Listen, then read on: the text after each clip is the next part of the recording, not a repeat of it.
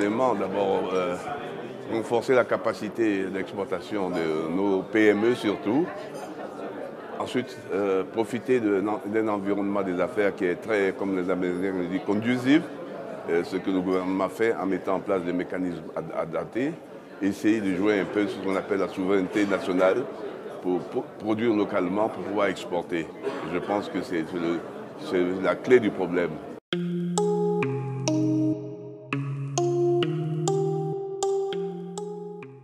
Les recettes, c'est d'abord pouvoir identifier dans le pays des personnes ou des sociétés qui ont la capacité et ensuite mettre en place des incitations, ce qu'on appelle des incentives, pour leur permettre de pouvoir exporter en mettant en place des mécanismes, surtout des gros mécanismes qui jouent un peu sur la commande publique, les pousser de manière à ce qu'ils puissent avoir les moyens d'exporter. La commande publique est quelque chose de très important pour créer les champions nationaux.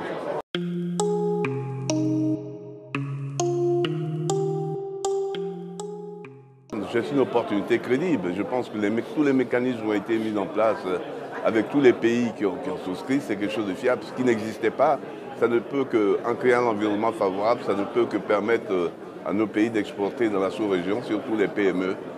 À mon avis, c'est tout à fait fiable, quoi.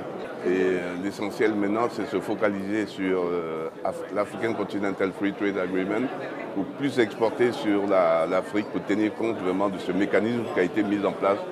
Et je pense que cet événement est tout à fait approprié. Nous avons rencontré les différents dirigeants des autres pays d'Afrique.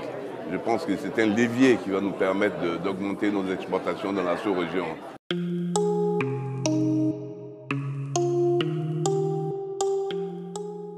Surtout sur des partenariats qui touchent sur la création des infrastructures. Vous savez que l'absence d'infrastructures est un frein à l'exportation dans la sous-région, en Afrique.